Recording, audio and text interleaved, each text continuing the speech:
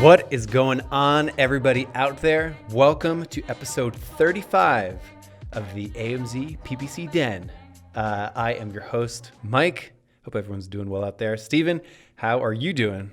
I'm doing absolutely terrific, Michael. Right on. This is a fun behind the scenes thing. The first, I think, cool behind the scenes thing is that we've been putting our episodes on YouTube as well, which has actually been pretty cool. And this isn't just a static image. Here's a photo of us, and there's just audio. We actually have a 3-camera setup for the podcast on YouTube, which is pretty cool. It feels really good to be pushing that out. So if you would rather be watching these on YouTube, feel free. You can find us on YouTube, Badger on YouTube. It's basically like Hollywood production in here with the number of cameras we have. 3-camera setup. There's one on me, one on Steven, and then one on the two of us. And we're balancing them on chairs that we're using as our tripods. To see the behind the scenes of that, you'll have to check out. We publish some behind the scenes stuff on Instagram stories. So that I think is really, really cool. Another behind the scenes thing, Steven and I actually prepared for about 90 minutes for a completely different episode on display ads, like the different kinds of display ads on Amazon. And then we're like, oh man, this is probably a 4-hour episode digging into every single thing. So we're going to be breaking that up into smaller pieces for next week, for future episodes. So eager to get to that. So we wanted to give people today a simple, bite-sized strategy tip to improve your sponsored brand ads. And by improve, we mean drastically improve, potentially doubling or tripling your revenue. Right. You know that I am not a sensational, over-the-top type of digital marketer. However, this one is pretty darn good. The times where we've seen this go into effect, the way that we're going to describe this sort of sponsored brand ad strategy, it is pretty darn effective. We've seen it work. So actually, it might be worth breaking out the crazy sound here for one simple tip to boost your sponsored brand ad performance.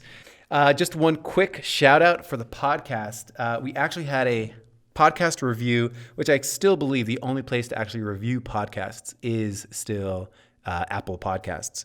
But we had this awesome review from JWW. I actually think this person's name was Jesse. So if that is Jesse, what's up? If it's someone else, I apologize. The mysterious person, JWW, who are you? That's right. And actually, in our notes, this is actually really tiny for me to read. Steven, could you actually read that? Yeah. If you want to learn Amazon PPC, this is the In Caps podcast. These guys are super knowledgeable, thoughtful, and incredibly generous with their knowledge. They also make it fun, which is important with a sometimes dry subject. I don't think it's dry. That's right. Applicable for complete newbies or experts looking for advanced strategy, highly recommend. 5 stars. Woo, that's right. Thank you, JWW. Mm-hmm. It's funny because we talk about spreadsheets a lot on the show, like laughing about spreadsheet this, spreadsheet that. We were actually just interviewing someone for a new team member to join us here in our Austin office working on Ad Badger. And actually, we did give them some Excel work, technical assessment, like right in front of us. Okay, here's a spreadsheet, do these optimizations. Did great. Yeah. He got the job. That's so right. Shout out to our new guy. That's right. Shout out to our new guy. You guys will meet him in the coming weeks. So let's jump into the main segment of this show. Here we go. So today on the show, we're going to be talking about sponsored brand ads. And this is a strategy that we've seen when deployed under the right conditions can really work well. And again, this is very much of it's a very tactical episode, like do this thing, make your account a little bit better. So I want to do some work here, connecting it to sort of a larger strategy. And this concept is sort of single keyword brand ads, basically. So we're going to break down what that actually means and what to think of it. And before we actually get into the Amazon world, so many things in Amazon were actually borrowed from Google Ads, sort of similar type optimization concepts. Google has had, almost 20 years to sort of build their platform, mature their platform. It's had almost 20 years for people to sort of explore strategies. And then now Amazon is sort of a search and display network similar to the way that Google Ads is. So inside Google Ads, if you were to go and create an ad group, you may be putting 10 particular keywords in there. So let's say you were selling a kettlebell. You might have kettlebells for men, kettlebells for women, and 8 other keywords, whatever it might be. The thing with Google Ads is that all of those keywords you have to write an ad for. You need to write some kind of ad copy. So the challenge there would be, how do you write ad copy that's applicable to kettlebells for men and kettlebells for women? Maybe kettlebells for 20-pound weights and kettlebells for 35 pounds. And the rationale is you could write one generic ad, kettlebells for everyone for all sizes, and maybe that'd be good, or you could break it out.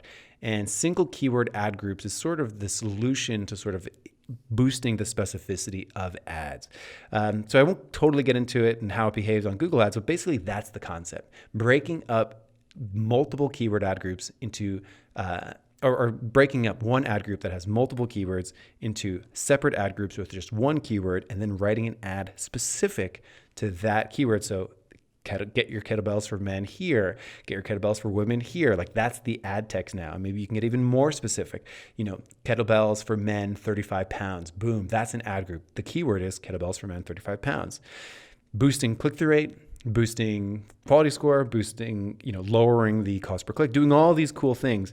That's the concept sort of behind SKAGs, or single keyword ad groups, over on Google. Now, Steven, this isn't a Google Ads podcast. Let's bring it over to Amazon. Sure, but I just wanted to add one more thing there while we're talking about Google, and then we'll jump into the whole Amazon side of it. But it's actually been a bit of a controversy in like the Google PPC world, because one of the issues that you run into is rather than having, let's just say 10 ad groups, each of those with 100 keywords. Now you have, if you're going to have one keyword in each ad group, now you have 1,000 different ad groups. So management gets pretty crazy.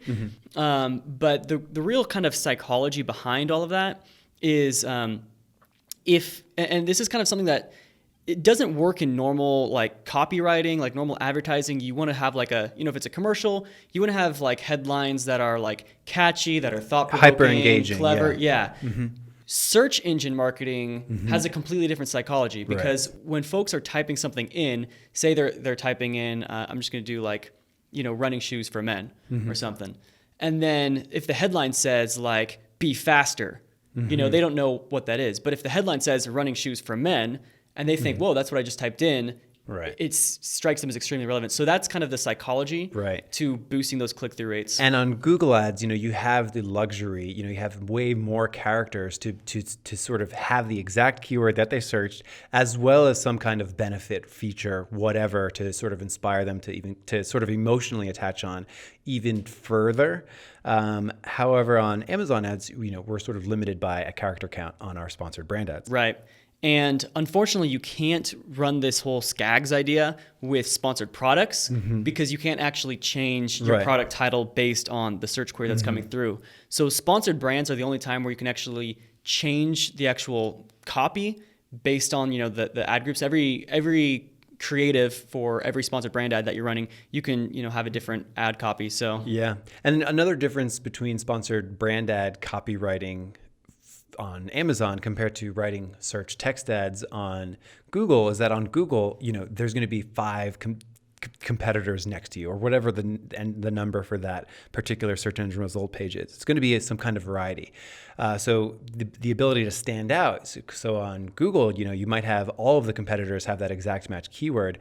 You need to then stand out and be different, something like that. Right. So there's other layers over on Google Ads, but on Amazon Ads, there's only one sponsored brand ad at a time. And we wanted to sort of introduce this idea, if you aren't aware of it. We have some data that we're going to share later, but it's basically, let's compare sort of single keyword sponsored brand ads, and we'll sort of get to that in a second. Let's just compare that with the way that most people are creating their sponsored brand ads. Stephen, how do you think most people out there are creating their sponsored brand ads, picking the keywords, the entire process? Well, if you just do a search on Amazon for literally pretty much anything, you're almost always going to see a sponsored brand at the top somewhere. And it looks like people are usually basing their headline copy either off of their own brand, off of their own slogan, something like that. And as far as keyword research goes, they're probably just, targeting every keyword that they possibly could. Like potentially a keyword dump strategy. Yeah, keyword dump. Absolutely. They're probably just taking all of the keywords from their normal campaigns and just lumping them all together. But kind of the goal that we're going to be talking about today is really increasing your headline to keyword to search term relevancy, so that basically your headline matches the searches that are coming through to a high degree. And then to go along with that is also you want to make your product family be matching the searches that are coming through. So if you have a bunch of different products, for example, there was one client of ours who was selling a product that could come either in a cube shape or a sphere shape. And the cube and sphere shapes, the searches were coming through for both spheres and cubes. And he had all of the cubes and spheres on the same brand ad. So what we did was we basically switched up the brand ad. So one targeted cubes and had all the cubed products with cube in the headline, targeting that keyword, and then the other was with sphere. And was this client selling globes? Yeah, and the square globes did not sell well. That's right. So they should be segmented out. No, in all seriousness, I think the way that most people think about their sponsored brand ads, it's like, okay, I've spent all of my mental energy, all of my time on sponsored products. And, for good reason, sponsored products generally have better statistics. And then when it comes to sponsored brand ads, it's like something else to do. Let me just, throw a whole bunch of keywords in there. Let me just, I have to pick products now too. Pick. I have to decide between a product page and a store page, whatever. Let me just rush through this. I think the general consensus behind sponsored brand ads is like it is done a little bit more hastily than sponsored products. There isn't as much sort of, thought around sponsored brand optimization. So we wanted to keep this episode sort of one specific thing. So hit the reset button on maybe how you are creating your sponsored brand ads. And let's walk you through the sort of single keyword campaign, because there's not really ad groups on sponsored brands, single keyword campaign strategy here. So Stephen, you were starting to think of it. I think the first question I have for you is, how do we know, because this is more time intensive, right? The whole concept would be a lot easier to just, push, 10 keywords in there. So let's say I've been running sponsored products for a while. I have sort of my 10 best sponsored product keywords. Let's say I only have, a small handful of products, enough to fill the sponsored brand ad. I have my 10 keywords. Are you recommending that we actually create 10 campaigns centered around those top 10 best keywords? So the way I kind of go about it, because I don't want to have 1,000 sponsored brand ads on my hands. So the way I go about it is... Because you might have 1,000 keywords that get conversions. Yeah. So the way I set it up for a couple of our clients, and it actually turned out working out really well, was actually downloaded a search term report for the past 60 days. And then I sorted it by highest traffic, the searches that had the highest traffic, the searches that drove the most sales, and those to me were the most important. And then I identified trends and patterns. And so I actually, I grouped my keywords basically by themes. And so, if you saw, I guess we were talking about kettlebells before. So if you saw a lot of people were saying heavy kettlebells, and other people were saying light kettlebells, and you kind of see those different themes coming up. Then I would group in those search terms into those different themes that I saw going on. Cool. And then when I created my sponsored brand ads, I copied those thematic search terms right in as keywords, and I set them up as both exact and phrase keywords. So what you end up having is, we call it SCAGs, single keyword ad groups. but that doesn't mean there's only one keyword in there. You'll really have like 10 or 15, a combination of exact and phrase. You can even do some broad if you want to, but it's really the theme of the keyword that's being singled out. Right. So if somebody's searching heavy kettlebell or some kind of variant of that, maybe it's heavy kettlebells for home gym, they're still going to see that core thing that they searched, heavy kettlebells for heavy kettlebells. They'll see that in the sponsored brand ad copy and be more likely to engage. Right. Yeah. Home workout's another theme that would be, if a customer is searching for like kettlebells for home workouts and your copy says kettlebell for home workouts, you're going to nail them with relevance. Would you do this in sort of an iterative process? So, you have your top, you have your top 10 keywords, and then you maybe have some terms to the left and right of those 10. So heavy kettlebells, and then it's like heavy kettlebells for home or heavy kettlebells for basically phrase matches for heavy kettlebells. Exactly. So like that's your first sponsored brand ad campaign, heavy kettlebells. And then if you start to get a lot of data that says, hey, heavy kettlebells for home actually gets quite a number of clicks, it's worth going through the work to peel out heavy kettlebells for home. Boom, create that in a brand new campaign, and then basically like block it from appearing from the other one. So when somebody does search heavy kettlebells for home, boom, it goes exactly to what it is that they wanted. Right, exactly. So I think we've talked enough about the theory behind it. Why don't we actually, jump into actually giving you guys some evidence with an actual account that we had, and we have 2 different campaigns. We did, the previous sponsored brand ad that the client was running before they came to us, and then we kind of did this sponsored brand ads single keyword thing. And I'm comparing now the 2 campaigns, the same keyword in each campaign, both of them with 60-day timelines, and we're just comparing back to back. How did this keyword perform with a generic branded headline versus a keyword targeted headline? Right. And let's keep this sort of private. So the product was not kettlebells, but let's pretend like it was.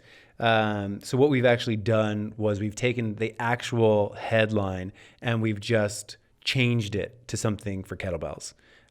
So walk us through what the headline was, how the performance was doing, and then walk us through what you changed the headline to, and then how the performance changed. All right, yeah. So we'll say we were selling kettlebells, and we had this sponsored brand ad running that was saying something like "Get fit faster," or like tough kettlebells for a tough workout, something like that, something creative, something clever.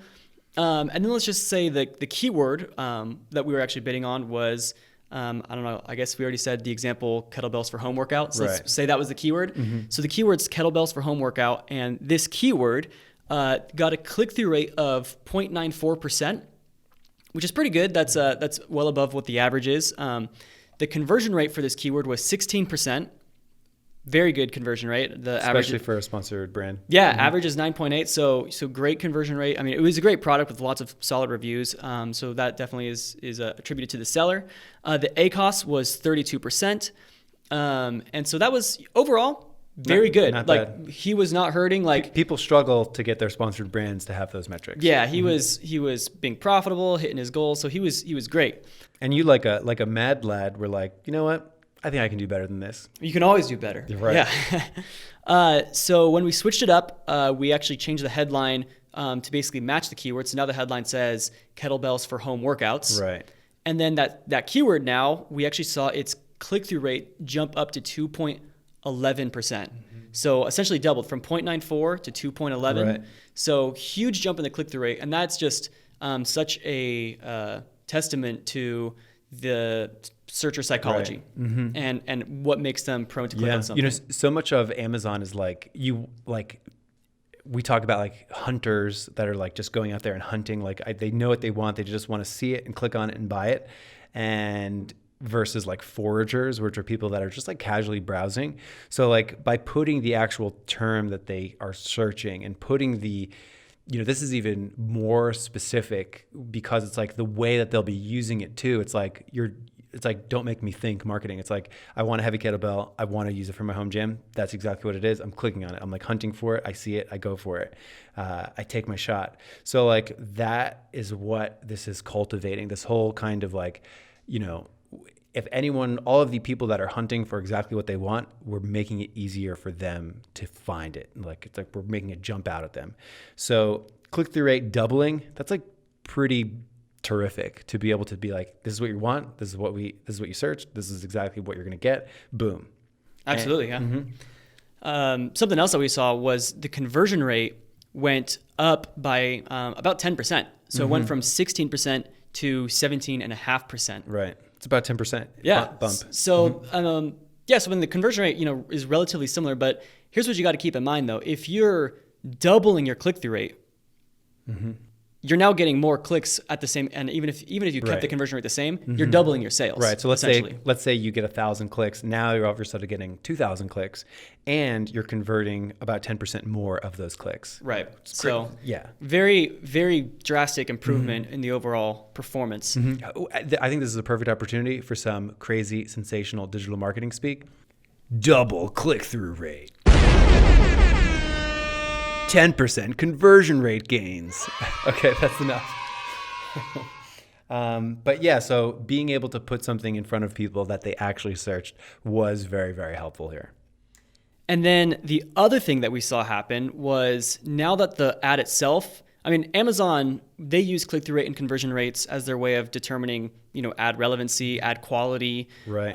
Is this ad worth serving for this search? Exactly. So when Amazon sees a doubling of click-through rates, they're actually going to start serving this ad more often. Right. So your impression share actually goes up. Your impression share goes up. So for this specific keyword, impressions actually doubled with the new headline. So Amazon started serving the ad more frequently.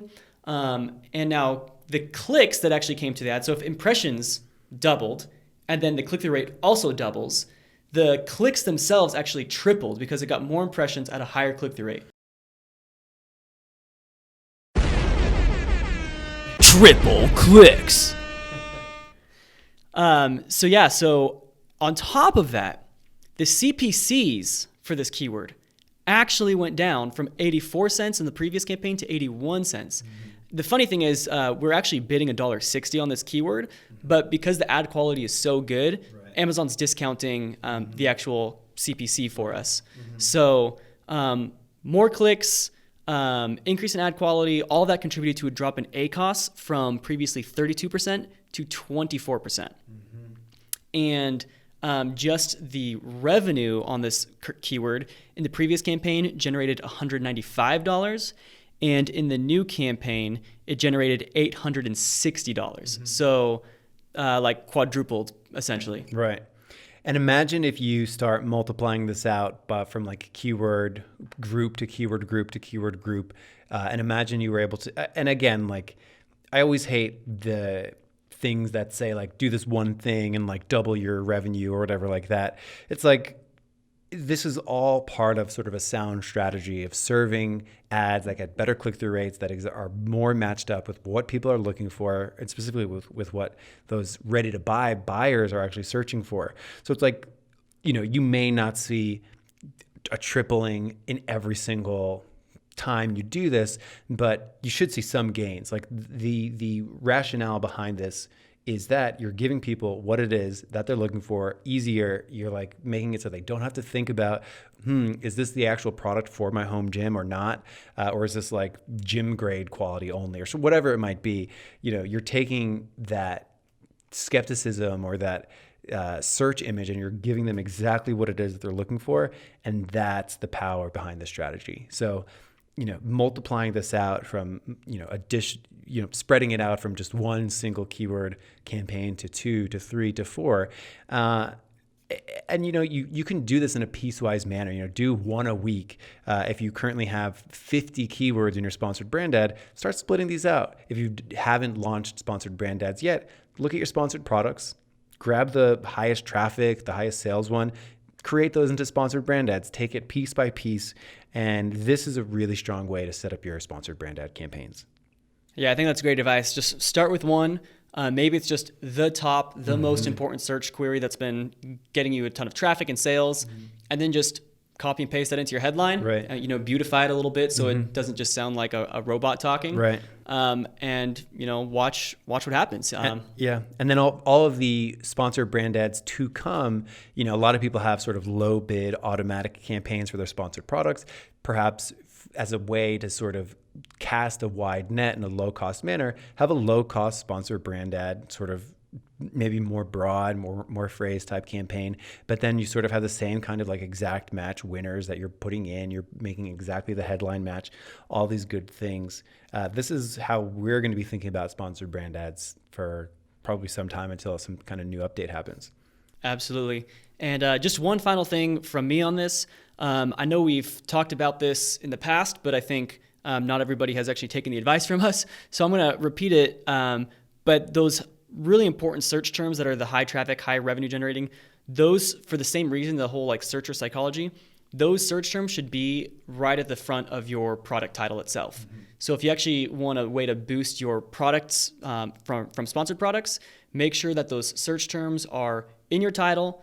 So when you're targeting those keywords, you're getting those boosted click-through rates. Right. We also noticed a trend, and I didn't really think of this when we were putting together our notes for the show, but it's like the keyword is typically like the product, and then it's almost like the way that it's getting used almost. So like we said, like kettlebells for home gym, if that's the keyword that's like really effective, or like, fitness gear for CrossFit, it's like, or fitness gear for running. That's like, I wonder, we haven't tested that much, but it seems like in the examples that we've had to study, that's sort of been the kind of format, like how the person will be using it, as well as the actual like search term in the front of that. That could be something. Absolutely. Mm-hmm. Well, Stephen, I think we've done it. I think we've shared single keyword sponsored brand ads. I think we shared their strategy. I don't think there's anything that we left unsaid about this concept. Yeah, I hope everything was clear. Mm-hmm. If anything was unclear, because sometimes, I don't know, I tend to mumble and ramble and stuff. So just let us know, and we'd love to answer questions. Feel free to visit our website. You can DM us on this little like speech bubble in the bottom right corner. We'd love to talk with you guys. That's right.